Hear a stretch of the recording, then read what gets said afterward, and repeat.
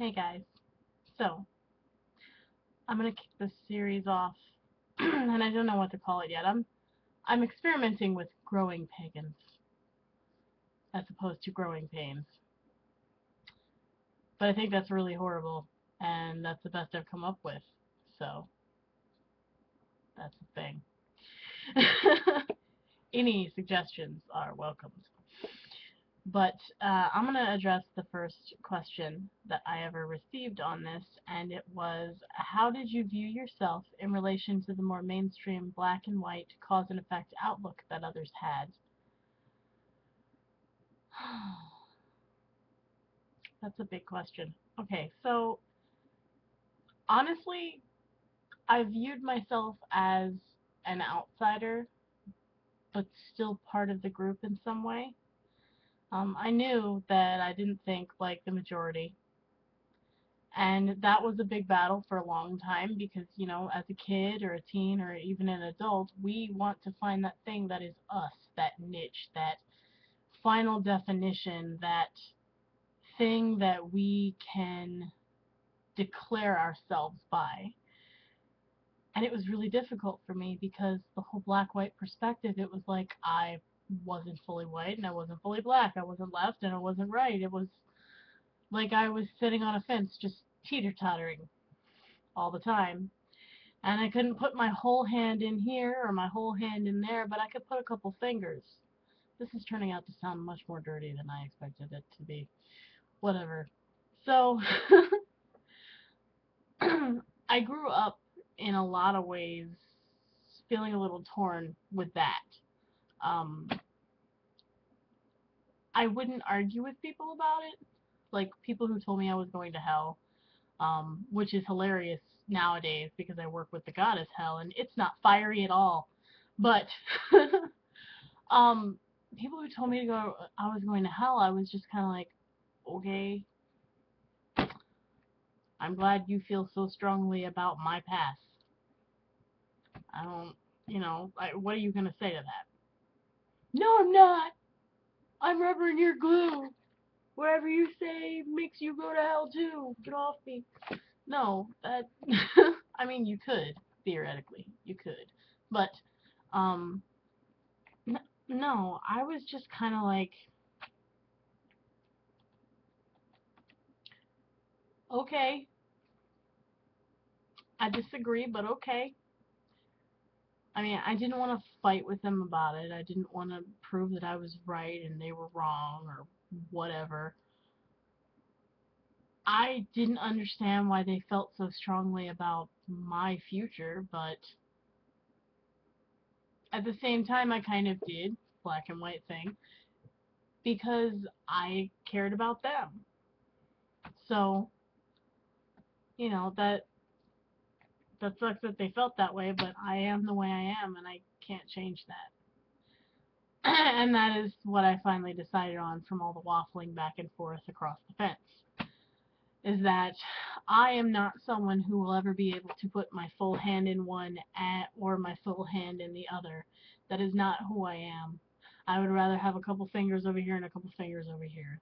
That's just who I am. That's invoking the balance, folks. I meet in the middle every time. And I may not be all the way to one extreme, and I may not be all the way to the other extreme. Matter of fact, I am a mezzo soprano when I sing. Can't go as high as a soprano, but I can go lower than a soprano. Can't go as low as an alto, but I can go higher than an alto. I am in the middle. And that's just where I sit with my little fire.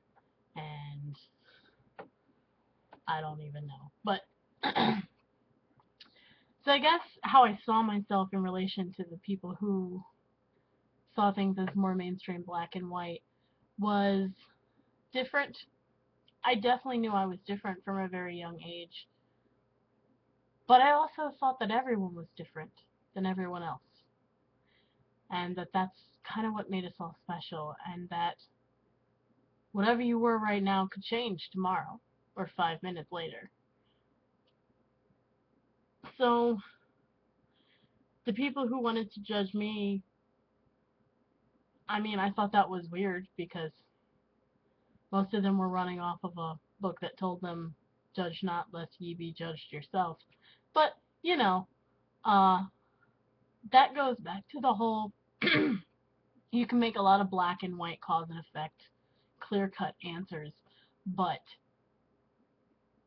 in the end, they're really treated, they may not be seen, but they are treated as more of a guideline. How many people do you know that go to church and get preached to about all of this and then go home and live it to a T? It's rare. I'm not saying that there's no one out there, but it's rare. Most people go home and they smoke their cigarettes and they drink their alcohol and they cuss a little and, you know, they watch TV and listen to blasphemous songs and whatever. And I'm not saying that everybody does, but everybody does a little bit of that to some extent, even if it's just a little bit, because we're human. And that is one thing that I definitely remember thinking is we're human. We make mistakes, so to speak. We can only be who we are. And perfect is boring. So I guess when they were all talking about how to be this perfect saint of a person, if you will, I was just kind of like, that's nice. I made Play-Doh houses. Like, I didn't, I didn't fight with them on it, and, you know, but I didn't necessarily back down if I was questioned. If I was asked my opinion, then I gave it. Um, as a matter of fact, and I didn't necessarily change my actions either, unless I would go along with them unless I felt that it hindered me in some way. Um, Perfect example. When I was younger, very young, I went to a private Christian academy, and I remember them having prayer at every class. And I remember a couple times in particular, they were doing the whole step forward or give yourself to Jesus wholly and let him wash you of your sins, and um like kind of like a baptismal thing, but not the official baptismal. And and I remember this being like a big thing every time it happened, and me, the little heathen in the middle of the class, going like this while everyone's going like this, you know, like praying and they're really into the thing. I'm over here going like this,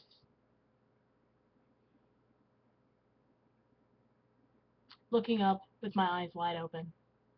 I used to get yelled at a lot for that. Why? Because for some reason I felt, and I realized it was more of a native belief, I felt that it was dishonest or kind of like shameful to turn your head down. Um, I guess it's the heathen too, because the heathens don't really believe in bowing to any god necessarily. But but still,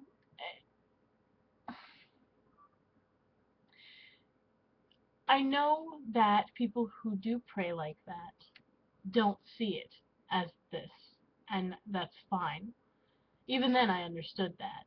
I mean, they see it as trust, as kind of the extent of like an animal bearing their stomach to you. It's a vulnerable spot. You bowing your head to the person or the deity and believing that they will trust, you know, they will take care of everything. Just trust in them. But for me, I didn't see it like that. For me, it just felt shifty. Like when you're trying to talk to someone and they keep just looking around you and, you know, like, I don't know where your ham sandwich went, dog. You know, I don't smell like ham and cheese. Where was that sandwich again? You know, like it felt like you were hiding things if you did that to me. And so I would look directly up with my eyes open, talking to Great Spirit in the middle of the class while everybody's getting baptized by prayer. And and I remember getting fussed at a couple times for that. And me being like, whatever, bow my head for a second. And then once I was sure the teacher was closing her eyes too. I was right back up there. So it was one of those things where, like, if I didn't feel it, then I just didn't do it. I don't like feeling fake, if that makes sense. I don't like that. As a matter of fact, I go to extremes to not seem like that because I would like everything to be heart centered if possible. Because if it's not, then why do it? What's the point? I don't get it. But yeah, so this is 10 minutes and 30 seconds of one question, but I figure I'll probably address them one question at a time or a couple together, depending on if they kind of tie in or, if they're short. But how did I view myself in relation to the more mainstream black and white cause and effect outlook that others had growing up pagan and Christian? As an outsider, but also as one of them. I guess it was a many paths to the center situation where I didn't necessarily tear down theirs. I didn't like that they tried to push me into things, but shit happens. That's a kid's life. That's what kids get told all the time. Hey, go here. Hey, do this. Hey, do it like that. No, don't do this. Do that. Sit up straight. Eat your food. Finish your stuff. Fold your clothes better. Tuck your sheets in. Tie your shoes. Like, you're told how to do everything pretty much as a kid. And so I think I just kind of chalked it up to that. um I don't know. But when my mother would ask about stuff like that, like me getting fussed at for the prayer thing, I would explain to her. I'd be like, no, because I feel like it's being dishonest or mean or something. And she would just shake her head. And she'd be like, you can't do that there. Okay, honey. Well, that's good. Can you try and do it a little less obviously next time? um, so yeah, that's my first question of growing pagans or growing up pagan or hereditary stuff. I don't know. Half and half. Growing the balance. I hope this is why I can't. I'm gonna end this now. We're stopping. We're stopping this. Stop. STAHB. Alright. So I love you all. And I will address another question tomorrow probably.